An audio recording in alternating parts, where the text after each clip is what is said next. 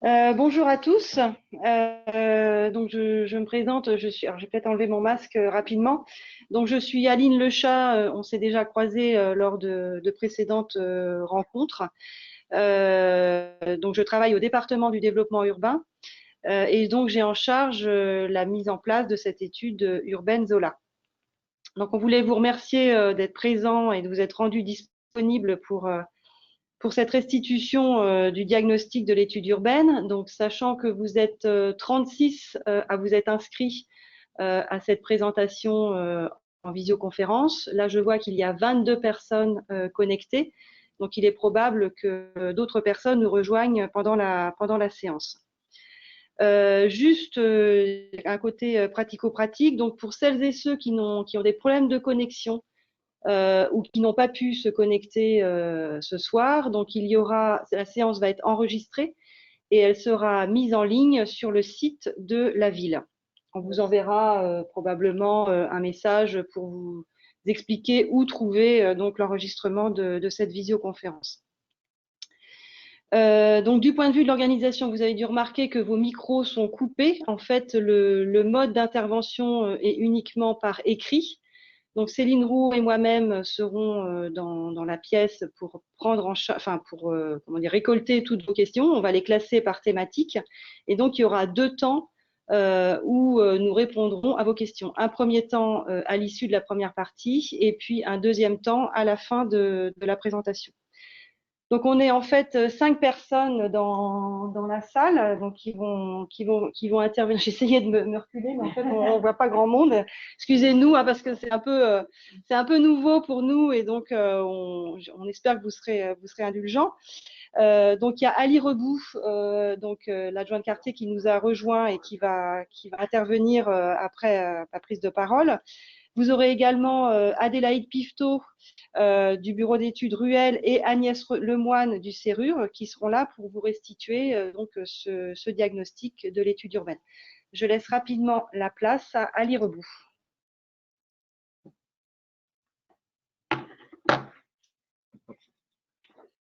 Je vais pouvoir. Bonjour à tous et à toutes. Je vais pouvoir enlever mon masque. Je respecte bien les distances. En effet, c'est un format un peu particulier dans lequel on se trouve aujourd'hui, donc une réunion en webinaire, ce qu'on appelle, mais on avait souhaité au moins organiser ce temps de concertation, surtout de restitution, parce qu'il nous semblait important de pouvoir respecter le calendrier sur lequel on s'était engagé. Donc, vous aviez commencé avec nous en juin 2019 par une première concertation. Aujourd'hui, on va vous présenter le diagnostic pour pouvoir, en mars, préparer des scénarios qui vous seront bien évidemment présentés et sur lesquels on pourra débattre, échanger. Mais c'est important de pouvoir maintenir ce calendrier. Alors, je mesure bien la complexité de pouvoir réunir l'intégralité des personnes qui se sont inscrites. Il y en avait plus de 80, il y a eu des ateliers à plus de 80 personnes. Donc, mais on souhaitait à minima pouvoir au moins, avec le cabinet, vous présenter le diagnostic qui a été fait à la suite des différents échanges qu'on a pu avoir à la fois avec les commerçants, les habitants, tous ceux qui sont des acteurs de cette place. Mais c'était intéressant que vous puissiez le partager avec nous. Donc, je vous souhaite un bon temps d'échange avec les collègues. Et puis, je vous remercie encore de votre contribution. Puis, j'espère qu'on va pouvoir avancer sereinement dans un contexte sanitaire qui est pas très favorable pour tout le monde. Mais vraiment, encore merci d'avoir pris le temps ce soir encore de participer à ce temps qui, pour nous semble extrêmement important. Donc, bonne soirée à tous et à très bientôt.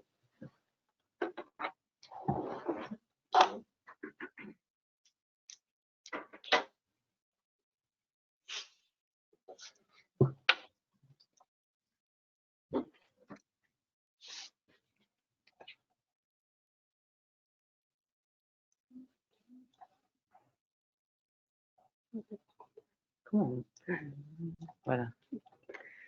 Bonsoir à tous.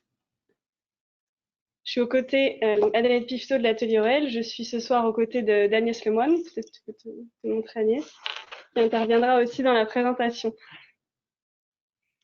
Donc je passe rapidement en fait, sur ce calendrier qui vous a été présenté à l'instant dans les grandes lignes par Ali Reboux qui vient d'intervenir. On est aujourd'hui ici pour vous restituer le diagnostic, la fin de la phase 1. C'est une phase qu'on a commencé en début d'année 2020, donc ça fait un moment déjà, mais en effet qui a été un petit peu bousculée par la situation que tout le monde connaît. On a restitué ce diagnostic très récemment aux élus, en novembre dernier, et puis on a eu également 2 rencontres avec les services techniques en juillet et en octobre. Bien entendu, cette phase elle a été alimentée également par tout un travail qu'on a pu mener avec certains d'entre vous, puisqu'on a eu 5 temps forts de concertation, diagnostic en marchant tout début janvier, un atelier commerçant, un atelier prospectif, et puis un travail avec les scolaires à la rentrée, ainsi qu'un questionnaire qu'on a diffusé auprès des associations du quartier. On a 2 périmètres qui nous intéressent tout particulièrement dans cette étude. Le premier à une échelle plus élargie, à l'échelle du quartier Zola, on va dire, qui vous voyez ici figuré en rouge, et puis un périmètre plus resserré autour de la place Zola. Ces 2 périmètres, ils vont conditionner la manière dont on a décidé de vous restituer la synthèse de notre diagnostic. J'insiste sur le mot synthèse, puisque comme vous l'avez vu, c'est un travail qu'on a débuté en début d'année, donc qui était relativement dense. On vous en fournit ici uniquement une partie condensée, mais on pourra bien sûr échanger dans la partie questions-réponses si vous avez des éléments qui restent en suspens. Donc on aura une première partie qu'on organise autour de Zola vu en tant que quartier, où on vous parlera de l'approche urbaine et puis de la thématique des déplacements, de la mobilité. Et puis une deuxième partie plus centrée sur Zola en tant que place, où on vous parlera de l'approche commerciale et puis on vous fera également part de notre retour sur toutes les phases de concertation qu'on a pu mener avec vous et qui nous ont permis d'esquisser déjà des premiers enjeux spatiaux sur l'aménagement de la place. Donc pour commencer, Zola, un quartier. Donc on s'est immergé dans le quartier avec vous, ou du moins une partie d'entre vous en janvier dernier, lors du diagnostic en marchant, où répartis en sous-groupes, on est venu arpenter le quartier en s'arrêtant sur des points repères, des éléments clés du quartier qui nous ont été présentés comme tels par les riverains avec lesquels on a parcouru ces parcours-ci. Des éléments qui, selon vous, étaient importants, qui rayonnaient au-delà du quartier, par exemple le jardin de la Fourmilière ou encore le cinéma Le Concorde, et puis d'autres, des endroits représentatifs de ce que c'est pour vous le quartier Zola. Donc c'était le cas notamment de toutes ces petites ruelles privées qu'on a parcourues ensemble et qui, selon vous, étaient représentatifs de votre quartier. Puisque, et c'est bien ce qu'on a vu dès le début de cette phase diagnostique, c'est que dans l'imaginaire collectif, on a souvent l'impression que Zola, ou du moins on a comme première image Zola en tant que place, mais Zola est un quartier à part entière de la ville de Nantes, avec, comme on le disait, des lieux qui rayonnent à l'échelle de la ville entière. C'est le cas du cinéma Concorde. Zola est également connu pour ses nombreux commerçants, petits commerces qui égrènent le quartier et notamment qui sont répartis autour de la place. Zola, c'est également un quartier avec de grandes emprises, de grands jardins accessibles qui en font la richesse. Donc, ce qui est important et ce qu'on a retenu sur le parc potager de la Fourmilière notamment, c'est le contraste entre cette grande étendue verte où on aime venir flâner et puis qui contraste avec ces entrées qui sont considérées comme confidentielles par les habitants qui souhaitent conserver cet aspect caractéristique. C'est aussi un quartier avec des caractéristiques géologiques propres. On a le fameux rocher qu'on retrouve dans certaines constructions. Puis, une autre caractéristique majeure de Zola, c'est le quartier se situe en point haut de la ville. Alors, pas le point culminant, on n'est pas sur les châteaux d'eau de la Contrée, mais on est sur un point haut de la ville, donc une topographie particulièrement marquée qui permet de développer des vues intéressantes et lointaines, notamment jusqu'à la Tour de Bretagne ou sur les tours du parc Procès, selon les rues sur lesquelles on se trouve. Et voilà, et pour terminer, on a vraiment, ce qui est ressorti de nos échanges avec vous, c'est ce goût pour ce quartier, pour son charme et pour son tissu de faubourg caractéristique. Et ce qu'on a remarqué justement, c'est que ce ressenti, cette approche sensible qu'on a pu partager lors des différents points de concertation, se retrouvait de façon beaucoup plus objective quand on avait une analyse du tissu urbain. On est dans le quartier Zola sur une maille urbaine relativement resserrée, qui est faite majoritairement de toutes petites parcelles, comme vous le voyez ici, et qui sont donc caractéristiques d'un tissu de faubourg et d'une composition de tissu de faubourg. Et ce tissu, il est majoritairement résidentiel, avec beaucoup de maisons de ville, et puis une présence très importante du végétal, une présence dense de végétal en cœur d'îlot privé, et c'est important de le noter parce qu'on le voit ici sur les photos sur le côté, ce végétal qui est présent sur le domaine privé permet de venir qualifier l'espace public attenant. Quand on se promène dans les différentes ruelles du quartier, on a cette présence végétale, ces houppiers, ces frondaisons des arbres qui émanent des clôtures et des murets et qui permettent donc de qualifier l'espace public. Et puis au milieu de tout ce tissu relativement resserré, on a ce qu'on a appelé des respirations, ce que vous avez de matérialisé ici par les ellipses jaunes. Elles s'organisent en deux grandes catégories. On a d'une part les équipements, avec une majorité d'équipements scolaires, et c'est important de le noter. On voit notamment dans un rayon de 200 mètres ici qu'on a 3 écoles. Et ce poids majeur des équipements scolaires, il nous a été en effet redit lors notamment du diagnostic en marchant, puisque se pose la question de la nécessité de sécuriser, de pacifier les déplacements doux dans les parcours du quotidien, notamment pour les familles. Point à noter également, on parlait à l'instant de ce périmètre de 200 mètres et de ces 3 écoles. On voit ici, sur l'école du Sacré-Cœur, qu'un projet est en cours dont on parlera rapidement tout à l'heure. Et puis, deuxième façon d'occuper ces vastes respirations, ce sont les jardins publics, ou du moins les jardins qui sont accessibles au public. C'est le cas du parc de la Fourmilière, du square Danton, du square Princiot, de la ferme du Rue, qui là est sur un foncier privé, mais qui permet quand même de maintenir et d'autoriser les circulations piétonnes à travers cet îlot. Et là aussi, la ferme du Rue fait l'objet actuellement d'un projet en cours avec la construction de logements et requalification, reconstruction d'un gymnase.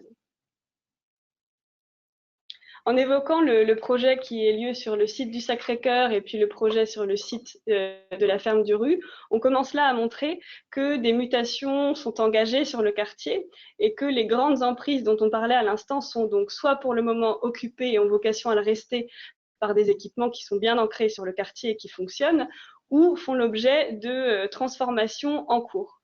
Et donc se pose la question des transformations à venir et de là où elles peuvent se positionner. Et on ne peut pas éluder la question d'une transformation, d'une constructibilité potentielle à étudier sur cette grande emprise à dominante minérale qu'est la place Zola. On a plus d'1 hectare disponible. Mais tout ça pour vous dire qu'il faut, et qu'il nous semble important en vue des entretiens qu'on a pu mener avec vous, des échanges, mais aussi de notre analyse, qu'il est important d'anticiper sur ces opérations nouvelles qui égrènent aussi le quartier parfois sur des petites parcelles individuelles qui mutent en s'accolant l'une à l'autre en opérations collectives, et donc la nécessité d'encadrer ces nouvelles opérations. Donc pour ça, on a le PLU, le plan local d'urbanisme, qui permet d'encadrer tout ça en édictant des règles, mais on insiste aussi ici sur la nécessité d'orienter l'insertion de ces futures constructions dans le tissu urbain en travaillant sur les vues, sur l'ensoleillement, sur le respect aussi du voisinage, pour justement ne pas venir déséquilibrer, perturber ce charme qui est ressorti de toute cette phase diagnostique, ce charme de tissu de faubourg, et aussi le pouvoir d'attraction que peut avoir le quartier de Zola et l'attractivité justement immobilière qu'il génère dans la ville.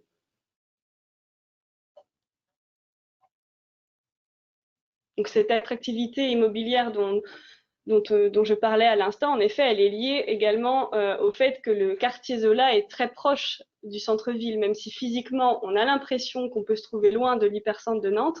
On voit sur cette carte qu'on est à 2 km du centre-ville de Nantes, ce qui représente 25 minutes à pied.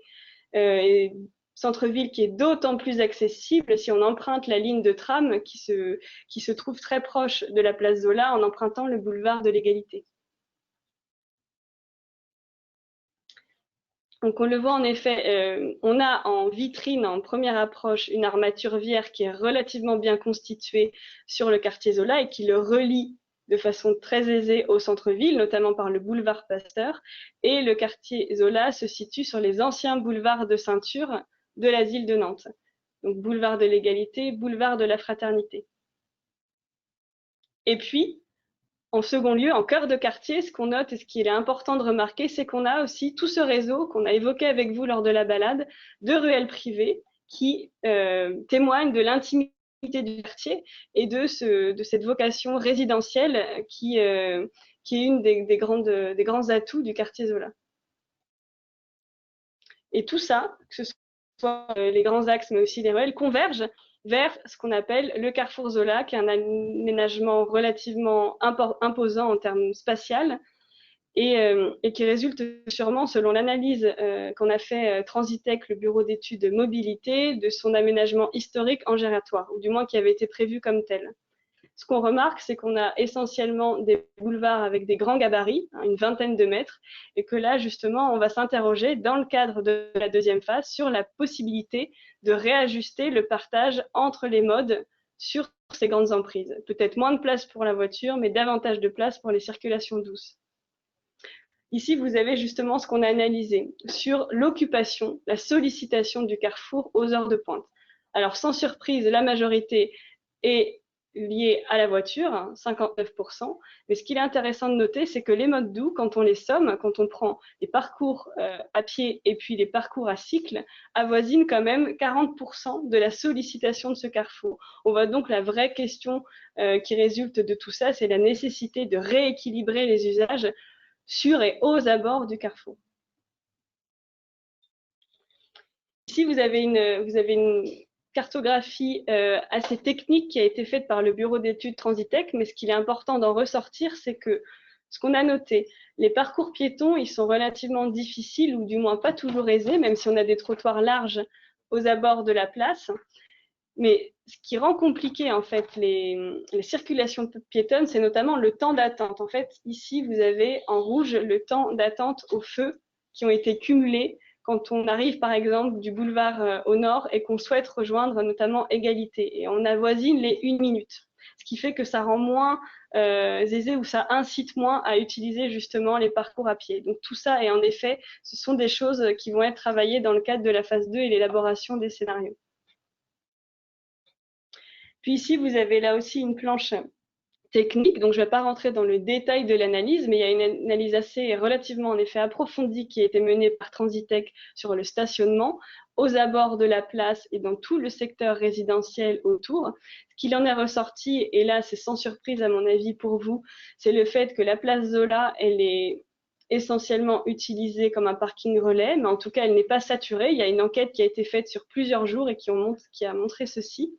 Et puis, par ailleurs, ce qu'on remarque, c'est que sur le secteur des boulevards, en revanche, là, on est un petit peu plus saturé et on le voit aussi quand on analyse le fait qu'il y ait du stationnement sauvage qui se fait sur ces boulevards-là pour aller au commerce.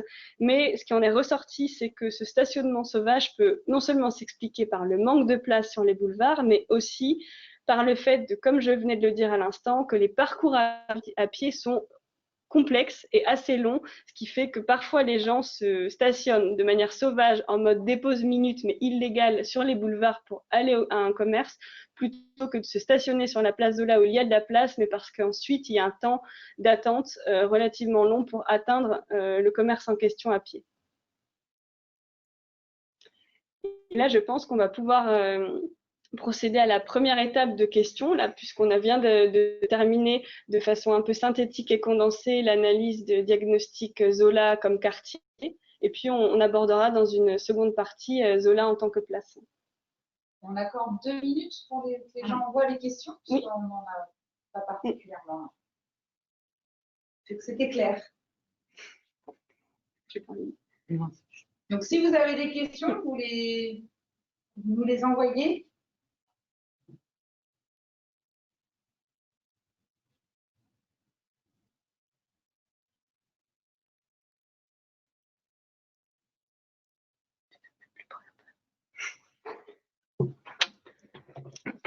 Mais bon, après, on pourrait être reporté à la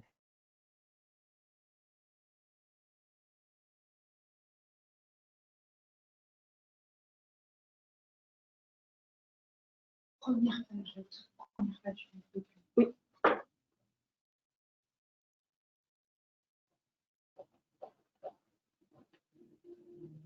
Alors, il y a une question là. Tu veux le dérouler Mhm. Et ça,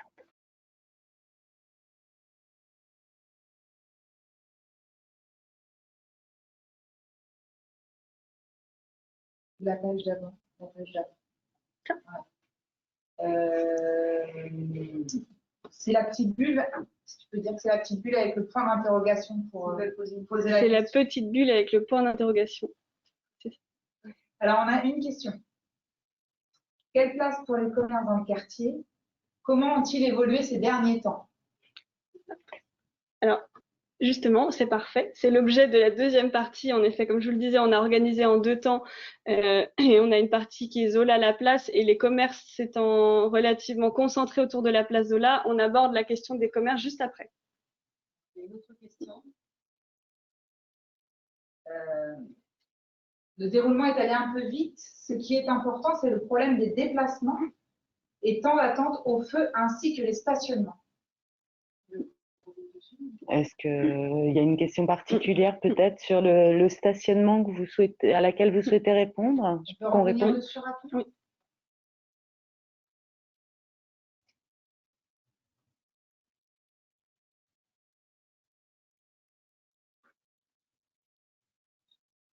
Oui. Celle-là encore. Non, ouais. Je pense que non, celle d'après, voilà. Peut-être stationnement. C'est-à-dire que ah ben oui.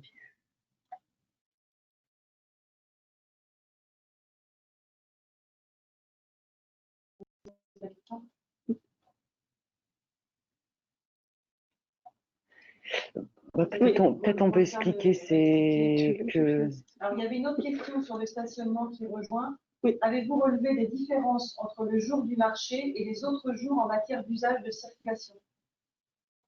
Alors, il y a les jours. non, c'est la semaine. Et là, vous avez en effet. Alors là, je vais me faire le porte-parole en fait de analyser le bureau d'études Transitech. Donc, il y a des enquêtes qui ont été faites sur plusieurs jours. Je pense qu'en effet, ici, ce qui vous est rapporté, c'est un jour, on va dire, basique, c'est-à-dire un jour sans marché. Mais je pense qu'il y a également une étude, enfin une journée d'enquête qui a été faite sur cette journée du marché qui n'est pas reportée ici. Donc je me permettais de le redire, je remets mon masque, de le redire en introduction. En fait, comme l'étude a débuté en janvier, il y a un travail très conséquent qui a été fait et la question le justifie justement sur la partie mobilité et stationnement. On a un bureau d'études spécifique qui est Transitech qui s'est occupé de tout ça. Et là, on a uniquement restitué, on va dire, ce qui est relativement simple d'appréhension pour que tout le monde puisse avoir un retour. Et vous avez ici les conclusions en matière de stationnement, conclusions générales sur cette phase diagnostique. Par contre, peut-être que ce qu'on peut faire, mais là, je me retourne vers Céline et Rouault et vers Aline Le Chat, s'il y a des questions très spécifiques, pardon, ce qui peut justifier, en effet, vu les enjeux sur cette thématique-là, sur la notion de stationnement et puis de déplacement, on peut les noter, en faire part à Transitech et puis faire un retour un petit peu plus complet sur tous ces aspects-là. Parce que mon inquiétude, c'est peut-être qu'on condense un temps, enfin qu'on mette un temps trop important sur ces aspects-là, mais qui ne peuvent pas être négligés et on le comprend très bien. Il y avait d'autres questions. Alors, sur une personne qui dit, donc Thomas Dussault, qui dit 1% pour le bus, j'espère que cela ne va pas engendrer une suppression de lignes. Alors, en revanche, sur ça, on peut vous répondre parce que on n'a pas mis de planche spécifique ici sur les lignes et le diagnostic des lignes de bus, puisque la plupart d'entre vous, soit les empruntent, soit du moins en tant que Nantais, à connaissance des lignes 11, etc., et de là où elles passent. Et pour vous rassurer tout de suite, on a, je vous l'ai dit en introduction, rencontré les services à 2 reprises, dont une réunion qui a été uniquement tournée sur cet aspect des mobilités. Et ce qu'on avait pointé et ce qui avait été relevé par certains d'entre vous lors du diagnostic en marchant ou lors des moments de concertation, c'était justement parfois la non-concordance entre les lignes de bus et puis c'est lié aussi au temps d'attente, enfin au temps d'attente entre les feux pour passer d'un arrêt de bus à l'autre entre les lignes. Donc ça, on avait vu ligne de bus.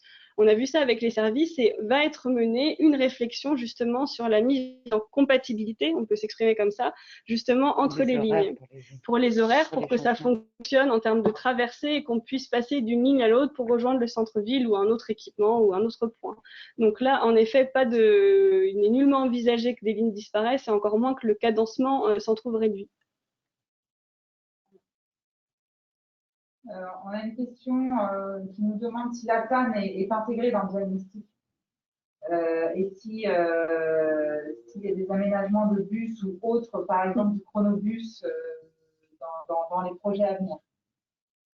Alors, la TAN, je pense que je viens d'y répondre en disant qu'en effet, on a eu ces réunions avec les différents services, notamment sur toute cette réunion mobilité. Donc oui, il y a tout l'échange est mené en collégial avec justement les services de transport en commun de la ville. Et la TAN. Et puis, bien sûr, en intégrant là aussi le plan de déplacement urbain de la ville de Nantes. Enfin, voilà, on travaille vraiment en collégial avec les différents intervenants sur ces sujets-là.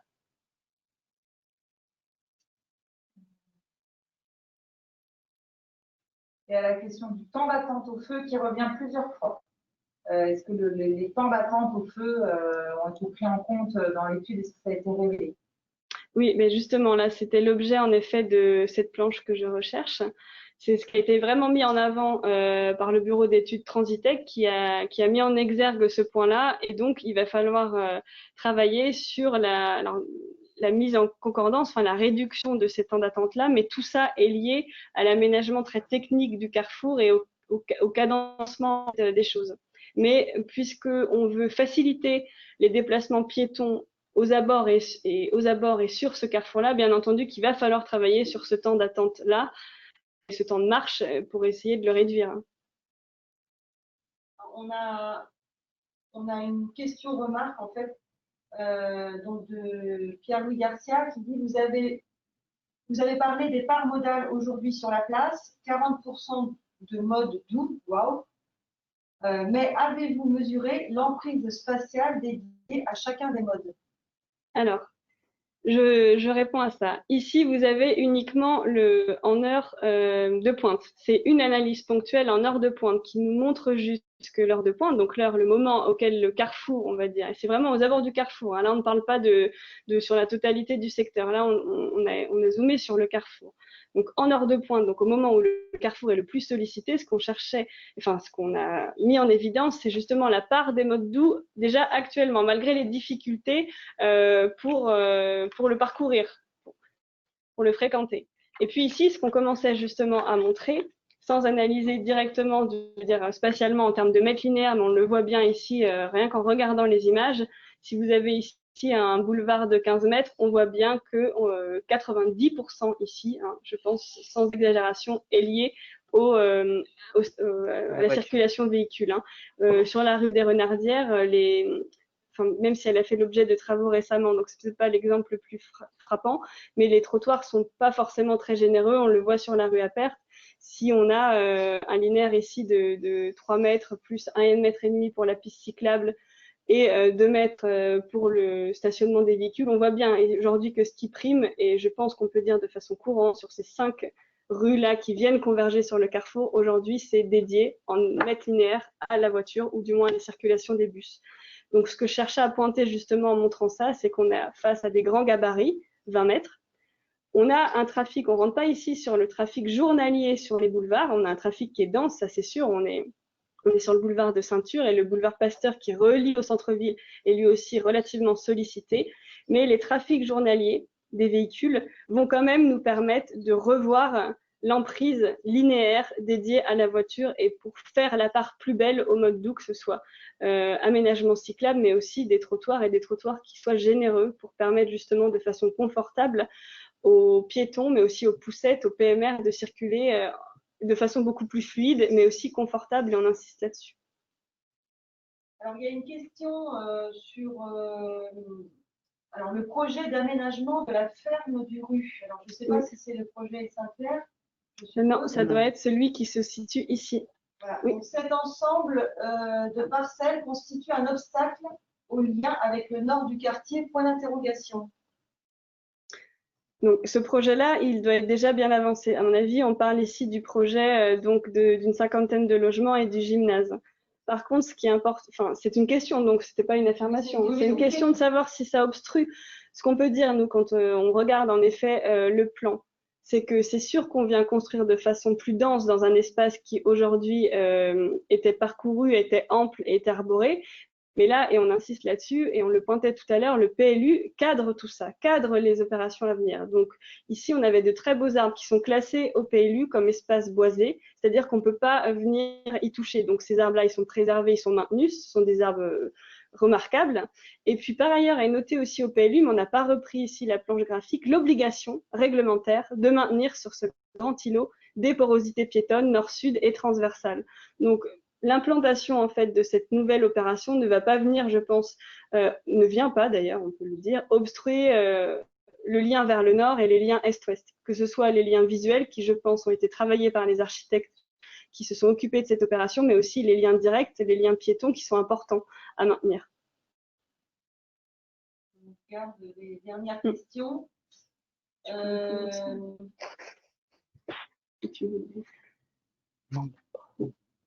Bah, il y a la présidente de l'association qui dit que quand le permis de construire va être accepté et que les arbres restent. Oui, voilà. Voilà. C'est bien, donc c'est bien confirmé. Excusez-nous, hein, on va essayer de tout traiter, mais c'est pas ça. Il y a des questions qu'on pourra aussi sur lesquelles on pourra revenir en deuxième partie. Une question sur la topologie de la rue des Renardières. Est-ce qu'elle est prise en compte dans le diagnostic? En fait, il y a quelqu'un apparemment qui a dû voir des personnes faire des relevés topographiques de la rue et on nous demande si c'est en lien avec le projet. Alors, pas immédiat, en fait, on va dire. Oui, topographique et non topologique, du coup, ce ne serait pas la même chose. Mais topographique, bien entendu, la topographie, c'était indiqué topologique.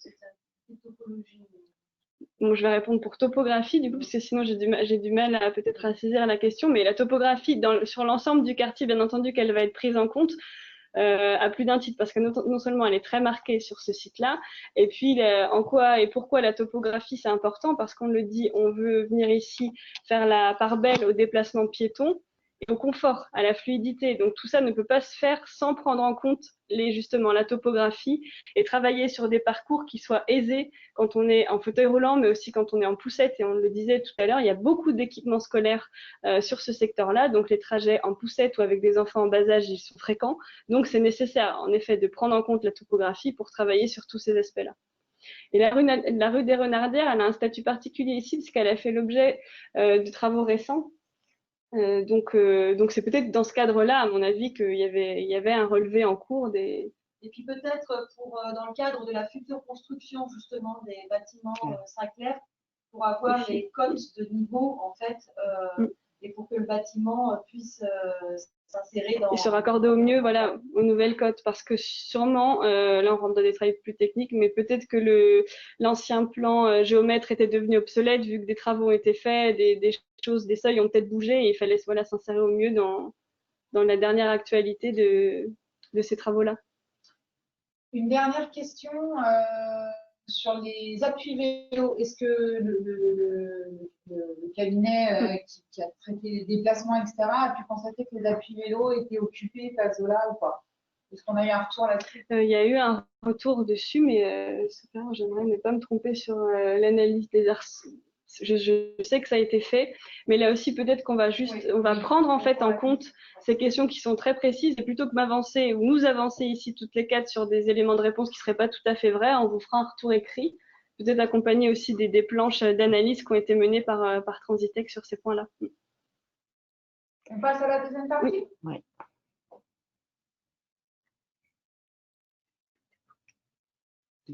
Non, vas-y, commence par ça si tu peux. Donc juste pour faire la transition, on s'est quitté en abordant juste avant tout ce qui était plutôt mobilité, en disant que voilà, tout convergeait vers le carrefour et vers la place Zola.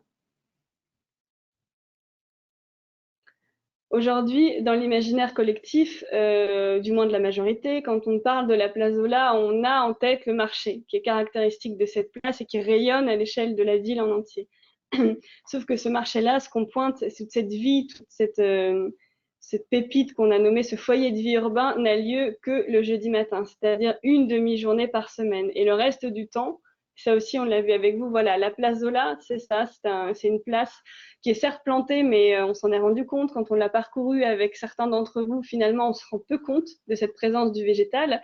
C'est un secteur, Carrefour Place comprise, qui est envahi par un langage routier, par la circulation, par du stationnement. Donc voilà, comment on envisage la transformation de cette place, comment on fait vivre de façon qualitative cette place dans les 13 autres demi-journées de la semaine. Alors ça, on a eu des pistes avec vous lors des moments de concertation, puisque en effet, cette analyse un peu binaire entre jour du marché et puis le reste du temps, c'est ressorti lors des ateliers habitants qu'on a pu avoir avec vous. Merci. Alors, je vais prendre le relais d'Adélaïde pour vous restituer une partie des ateliers habitants. On va y aller progressivement, par étapes. Là, on est dans la synthèse du premier atelier qu'on avait fait, diagnostic en marchant, et plutôt une approche diagnostique pour poser un peu les bases des qualités et des défauts de cette place. Alors, c'est intéressant votre vision de la place parce qu'elle est finalement très contrastée, quelle que soit la dimension qu'on évoque.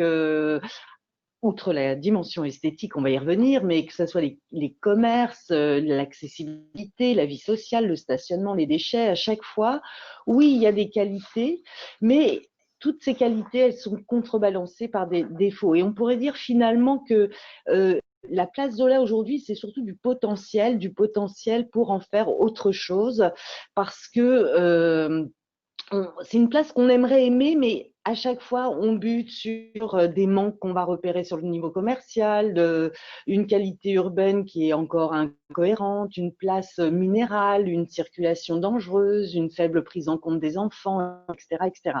Donc, c'est compliqué d'avoir une vision très, très qualitative aujourd'hui de cette place.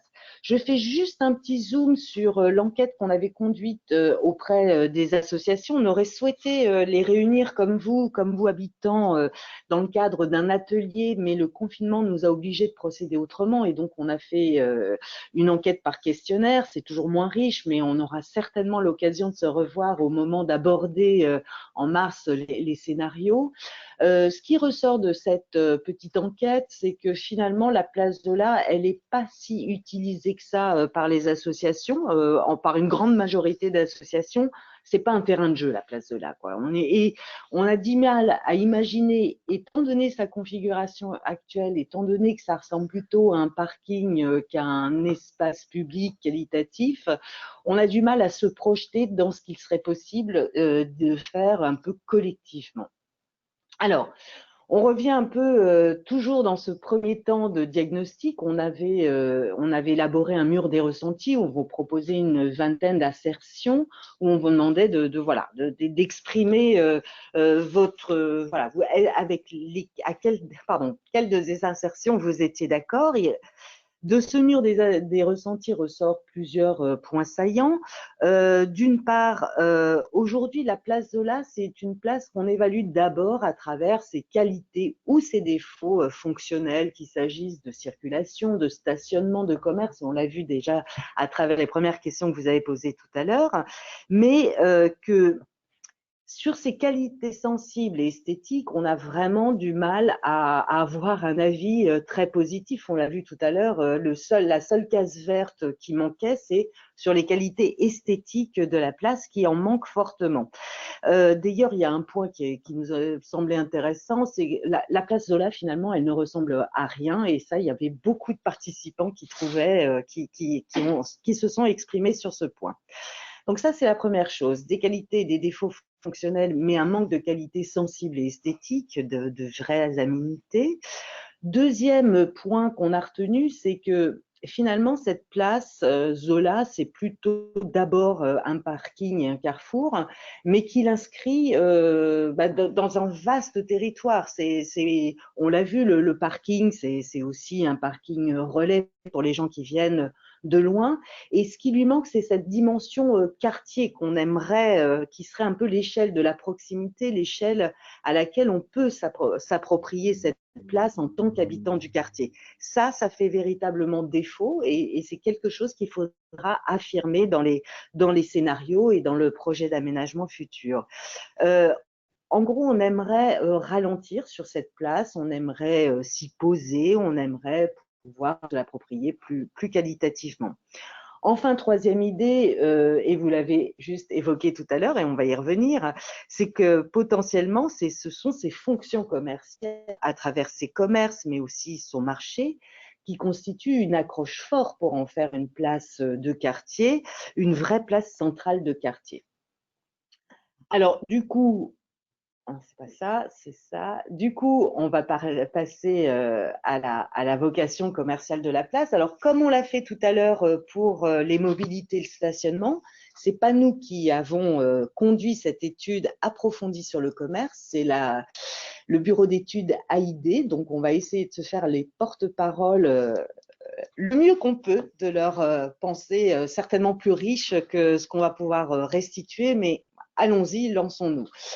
D'une part, il ressort que la place Zola, c'est effectivement une place marchande. 35 activités sont installées sur le secteur, ce qui est pas négligeable, ce qui en fait un vrai centre commercial, un pôle commercial, même si dans ces commerces, une part non négligeable de services est implantée. Et vous l'aviez évoqué lors des ateliers, la place la place forte des banques que vous aviez un peu soulevée comme plus, pas forcément une qualité.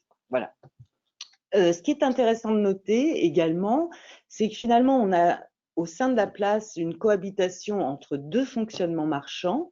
Et vous avez, alors je ne sais pas si quand je pointe ma souris, vous voyez, en gros, le bureau d'études a identifié deux secteurs. Un secteur qui est plutôt inscrit dans une logique de flux, donc, et on est là sur les emprises des grands boulevards de l'égalité et de la fraternité. Et puis, de l'autre côté, le petit secteur rose, c'est là que viennent s'implanter l'espace marchand de proximité, là qui capte plus une clientèle de proximité. Donc ça aussi, c'est une dimension qui va être importante à prendre en compte. Hein. C'est toujours cette dimension de la place comme place de quartier, place inscrite dans un territoire avec des flux, mais aussi avec une dimension de centralité et de quartier. Donc, cette dualité, elle s'exprime aussi dans l'implantation commerciale. Enfin, la place est rythmée autour de plusieurs centres commerciaux. Donc, c'est vrai qu'il y a un rythme propre à la place avec les sorties d'école, les soirs de la semaine, les jeudis matins, les samedis et les dimanches matins. Et ça, c'est une expression qui était ressortie de l'atelier qu'on avait pu conduire avec les commerçants. Si on fait une approche un peu synthétique sur le commerce, c'est un secteur marchand qui est attractif pour les commerces, tant en termes de loyer, de localisation et de captation des flux, donc plutôt un secteur positif.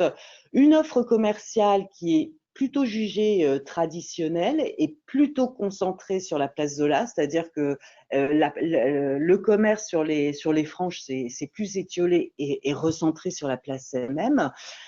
Par contre, là où on voit que c'est un secteur attractif pour les commerces, c'est qu'il n'y a pas d'absence, il n'y a pas de vacances commerciales dans le quartier. Il y a très peu de turnover, c'est-à-dire que quand un commerce ferme, il y a très vite une reprise d'activité derrière. Le marché de plein air du jeudi matin, il est plutôt générateur de flux important pour le quartier, donc avec des impacts pour les commerçants. Et finalement, il y a trois types de clientèle qu'on peut repérer, là encore. Une clientèle locale de quartier, une clientèle qui est vraiment celle des flux et qui va s'arrêter sur la place Zola dans le cadre d'un parcours. Et puis, il y a une clientèle qui peut venir encore au-delà de l'extérieur pour des consommations très ciblées. On vient pour le marché du plein air, on vient pour des services spécifiques ou pour une enseigne nationale. Sur l'environnement urbain, l'atelier qu'on avait pu conduire avec les commerçants montrait que les commerçants sont très en attente de cette étude parce qu'aujourd'hui, ils voient bien, comme vous l'avez pointé, que les parcours clients sont compliqués, sont complexes, il manque de fluidité en raison de cette multiplicité des flux et du faible confort piéton dont on a parlé. Il en ressort un sentiment d'insécurité pour certaines clientèles, notamment peut-être les plus fragiles, en raison d'espaces publics qui sont très complexes. Et on a vu que la circulation, les traversées sont en particulier très compliquées, cette omniprésence de la voiture, et donc on a des conflits d'usage entre les modes de déplacement. Alors, encore une fois, là aussi, les commerçants soulèvent, est-ce qu'on peut aller vers un équilibre entre l'accessibilité voiture de la place, mais aussi plus de confort pour les mobilités douces.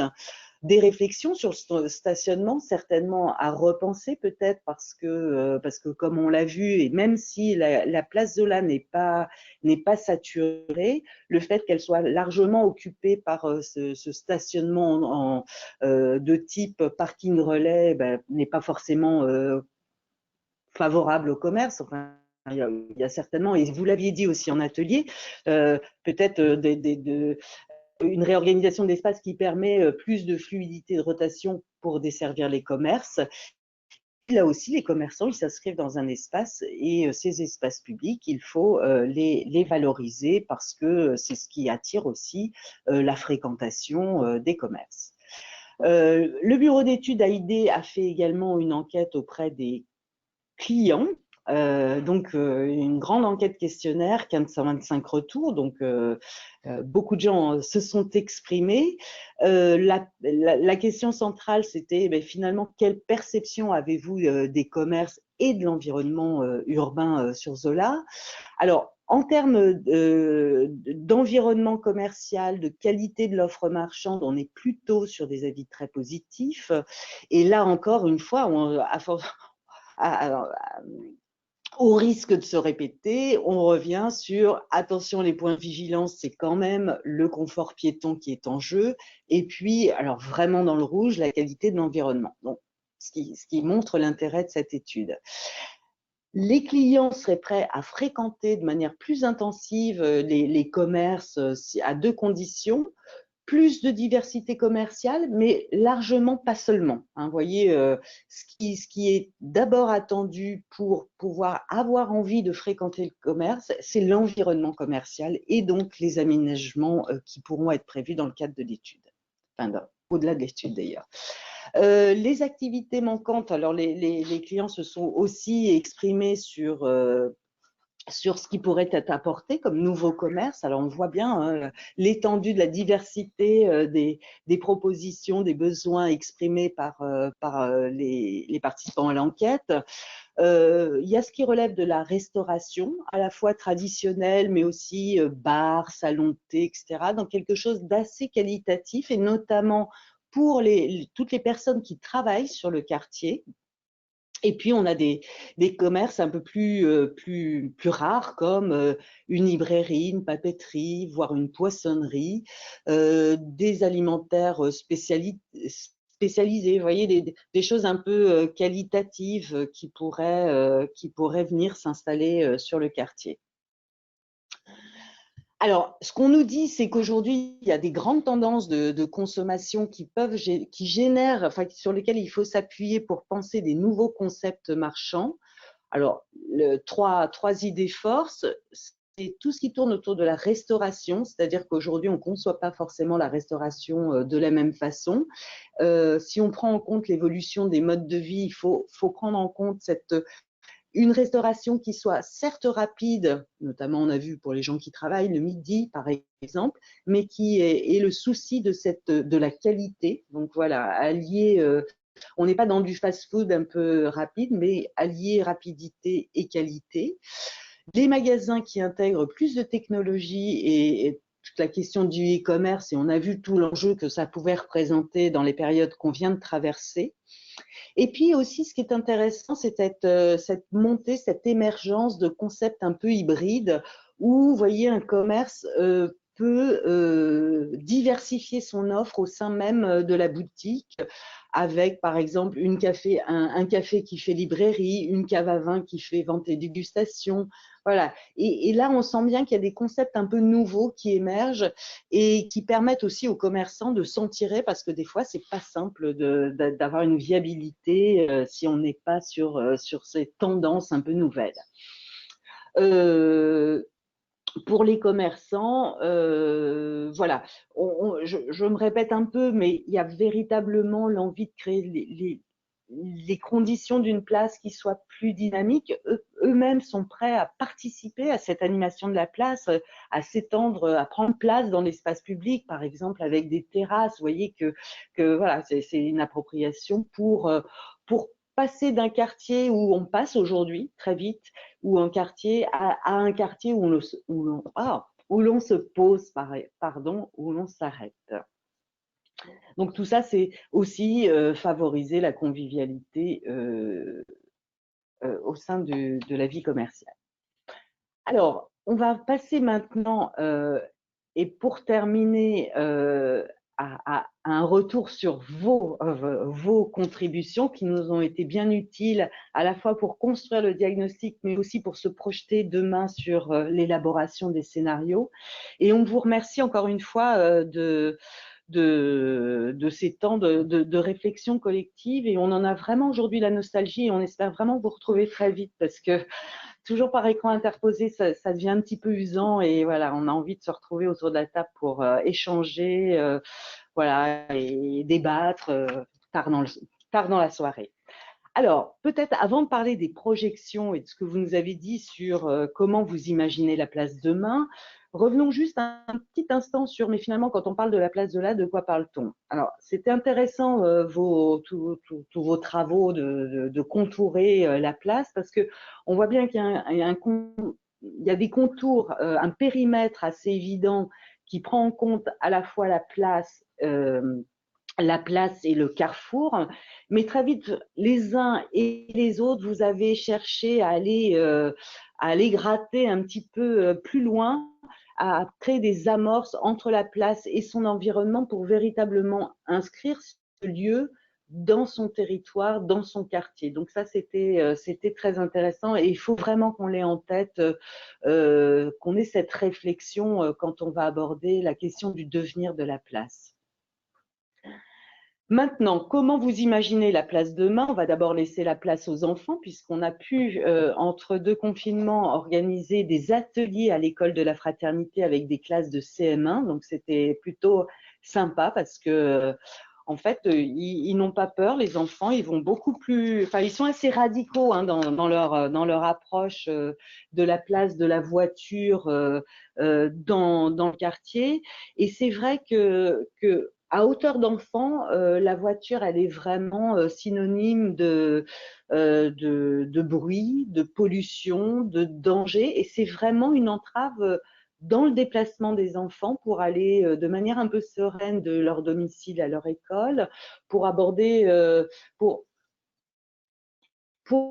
entamer, enfin, pour être plus autonome dans la ville, vous voyez, et ça, c'est vraiment quelque chose qui les rebute fortement, et donc, ils ont exprimé vraiment plein d'idées pour séparer les flux automobiles des flux piétons et des flux cyclistes. Alors, ils avaient plein de dispositifs sur lesquels je vais parvenir, mais là, ils ont été très forts pour qu'on ait cette vigilance-là en tant qu'aménageurs.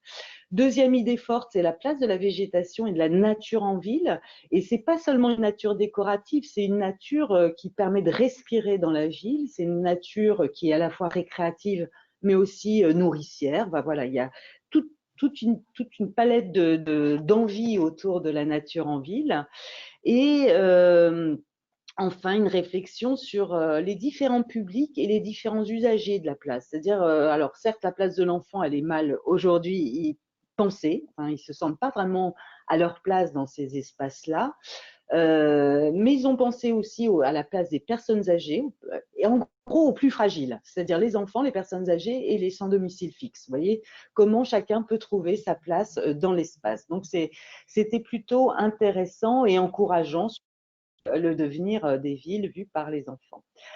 Alors, à vous maintenant, allons-y. Alors, peut-être juste, qu'est-ce qui ressortait des envies d'amélioration issues du premier atelier diagnostic? En fait, il y a deux idées forces que vous exprimez.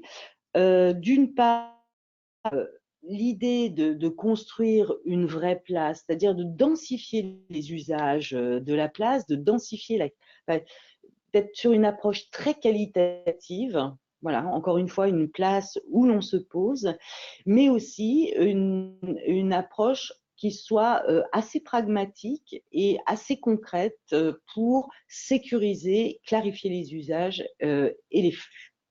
Donc, il y a vraiment ces deux idées et l'équilibre entre ces deux idées qui doit être trouvé.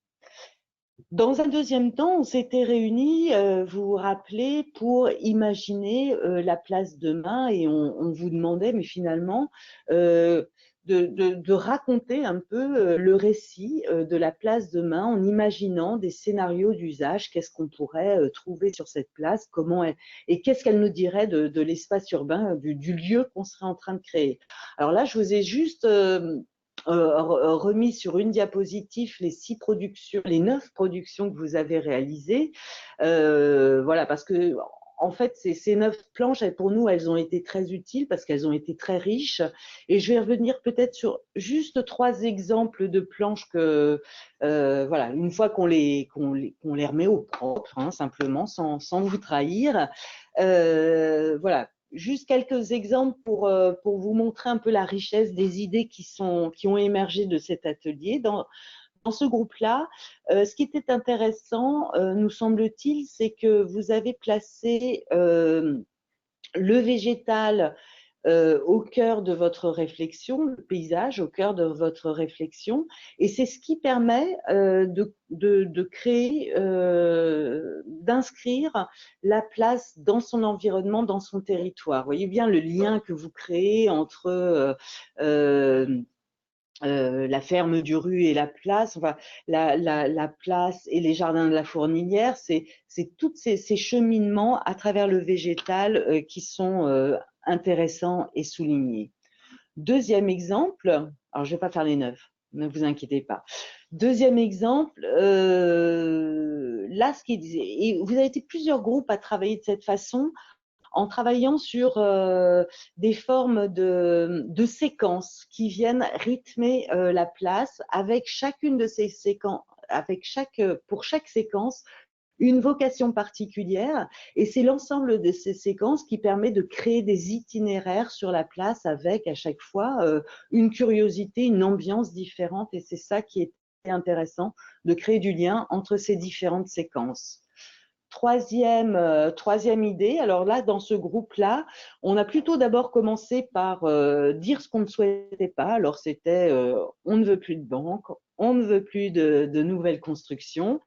Et une fois qu'on a posé ces choses qu'on ne veut pas, on commence à reconstruire de manière très délicate, très douce, des choses qui viennent définir une ambiance et une place plus sereine, plus calme et à la fois plus calme mais aussi plus animée. Alors, ce qu'on retient de manière un peu transversale du travail de ces 9 groupes, c'est qu'il nous semble qu'il y a 3 secteurs qui sont assez stratégiques et importants et à travailler. C'est à l'est, vous voyez le premier cercle orange, c'est le lien entre le carrefour et aller chercher une amorce. Là, il y a un certain nombre de commerces qui sont installés. Il ne faut pas trop les oublier. Alors, tous n'ont pas osé aller jusque-là, mais se dire que quand on pense Place Zola et son carrefour, on vient aussi déborder sur cette partie est. Il faut en tout cas pas la laisser de côté.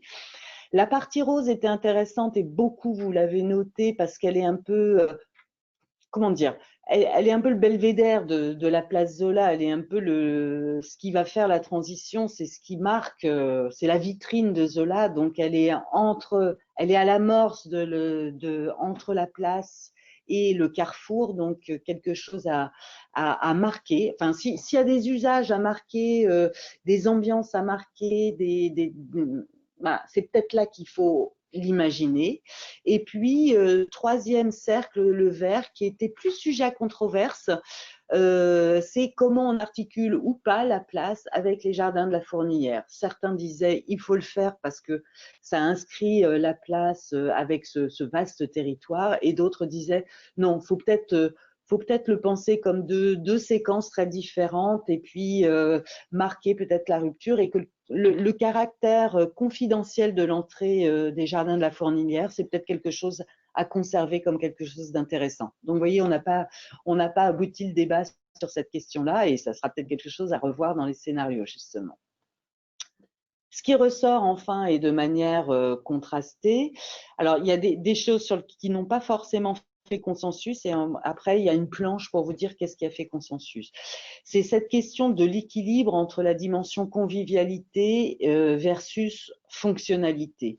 Est-ce que, alors le stationnement, les enfants ils sont tous d'accord, mais les adultes, on voit bien que c'est encore une question assez sensible. Il faut maintenir le stationnement parce que c'est la condition de la dynamique commerciale de la place, et donc il faut être très vigilant là-dessus.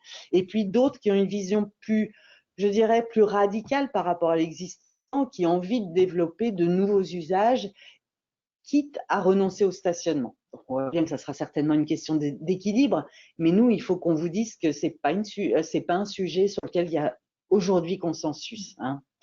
Deuxième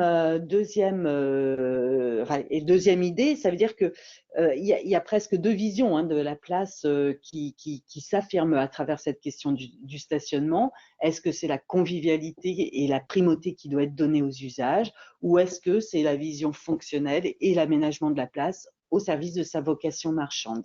Et entre les deux, eh bien, il y a des compromis, il y a des ajustements, il y a des équilibres à trouver pour les uns et pour les autres.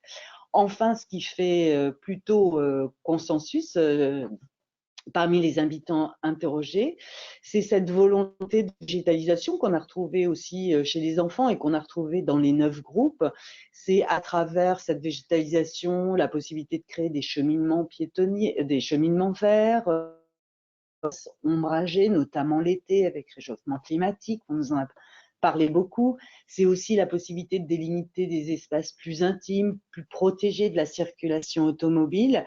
Et puis, c'est aussi relier la place avec ses grands espaces verts environnement.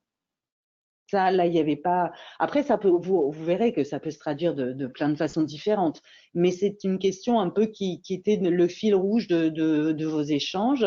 Et puis, par contre, là aussi, chose qui fait consensus, et Adélaïde en a parlé déjà tout à l'heure, c'est les nouveaux bâtis sur la place, où vous avez émis un certain nombre de critiques sur les constructions neuves qui pouvaient exister, et puis qui peuvent nourrir un refus de voir du nouveau bâti sur la place. Voilà. Après, si on parle de bâti, alors il y a les immeubles d'habitation. Là où il y avait un petit peu moins de consensus, c'était est-ce qu'il faut venir bâtir sur la place par des halles ou par un kiosque? C'est des questions qui n'ont pas été tranchées, mais qui ont été évoquées. Voilà. Et donc, on peut dire que toute cette matière qui a été particulièrement riche, elle va nous servir demain pour il n'y a plus pour élaborer les scénarios. Donc, ces scénarios, on va profiter des mois de janvier, février pour revenir vers vous au mois de mars. La date n'a pas été encore fixée, mais c'est en cours. Mais l'idée, c'est qu'on espère tous se retrouver au printemps et en vrai, voilà, avec des vrais échanges. On pourra peut-être faire même un atelier sur la place, en plein air, pour pouvoir se retrouver. Voilà, ben, je vous remercie, et puis on va essayer de vous répondre à vos questions maintenant. On propose quelques minutes sur des questions que vous avez, et puis ensuite on conclura.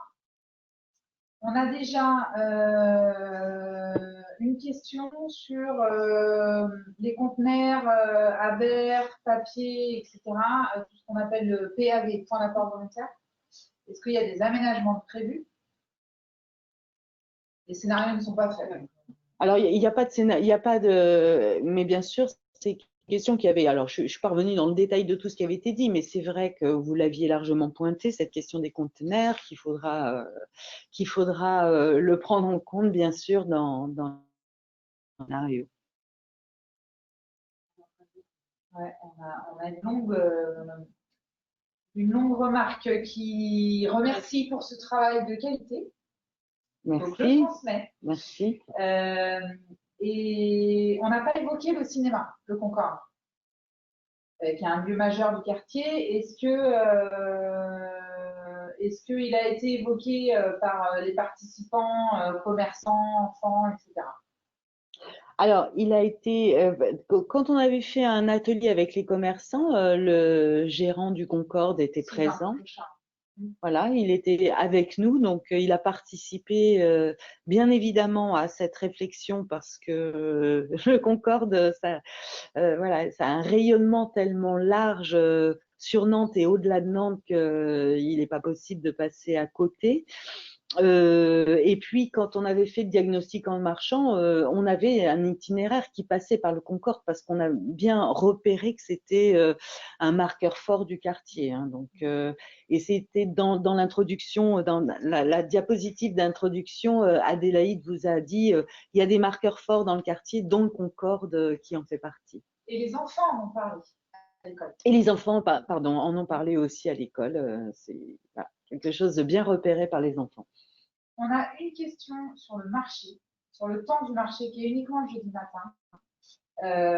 Est-ce qu'on s'est posé la question sur le fait qu'il puisse avoir lieu en week-end ou en soirée? C'est une éventualité, c'est des choses qui ont déjà été abordées. Ça, ce sera certainement aux élus de la ville de trancher sur cette question. Juste, Céline, est-ce que les gens vous entendent bien quand même? Ah oui, d'accord. Je sais pas si vous avez bien entendu la réponse. Donc, c'est une question qui a déjà été abordée, qui sera réabordée et tranchée par les élus. Après, c'est vrai que c'est toujours délicat hein, de changer les habitudes de marché, notamment sur un marché historique quand il existe depuis longtemps.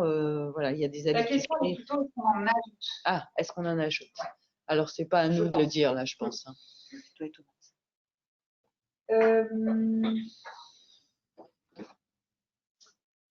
Alors, la question de la mutation des constructions plus anciennes, qualitatives, type bâti du Weldom, est aussi centrale pour le renouvellement de la place, il me semble. Et il y a quelqu'un qui me dit oui, on m'entend bien. Merci beaucoup de votre aide. Voilà, la question des bâtis plus anciens, moins qualitatifs est aussi centrale dans l'étude et on a déjà abordé ce type de bâtiment dans le diagnostic. C'est pris en compte aussi et Weldom réfléchit aussi, je crois, de son côté notamment. Oui, et c'est bien ce qu'on disait aussi dans la première partie, qu'on a bien en tête ces mutations qui sont en cours aujourd'hui et les potentiels à venir aussi sur le quartier. Et c'est pour ça qu'on a fait un point spécifique sur la vigilance à avoir justement. Parce que si on insistait, et vous l'avez fait également sur le charme, sur l'attractivité de ce quartier-là, il est dû à la qualité plus que de l'espace public, on le voit bien, à la qualité des bâtiments qui existent. Hein. Il y a pas mal de bâtiments qui sont repérés et encadrés au PLU, mais on a parallèlement des bâtiments voilà, un peu moins qualitatifs qui vont peut-être muter aussi et il faut intégrer ces mutations et leur encadrement dans le cadre de la requalification de la place et de ses abords. Oui. On va clôturer, je propose de clôturer.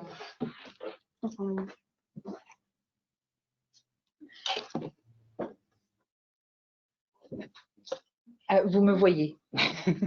On vous remercie de votre attention. Vous avez été quasi la totalité à suivre jusqu'au bout ce webinaire. On vous remercie aussi de votre indulgence.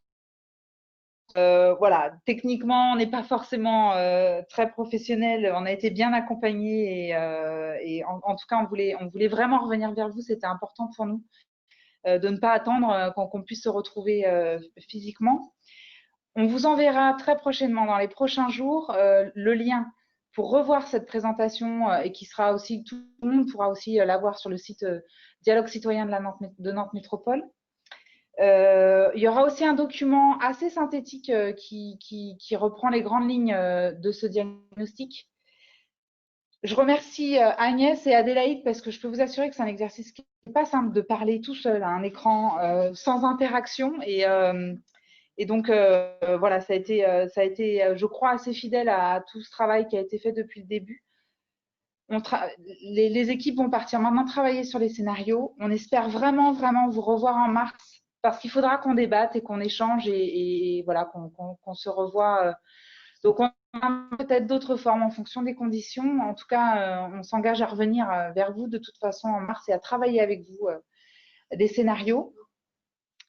On vous souhaite de bonnes fêtes de fin d'année et on vous envoie très vite le lien pour revoir et peut-être arrêter plus longuement le document du diagnostic. Merci beaucoup. Il y a d'autres remarques ou d'autres questions, Aline? Non. On peut clôturer? Merci beaucoup et bonne fête de fin d'année.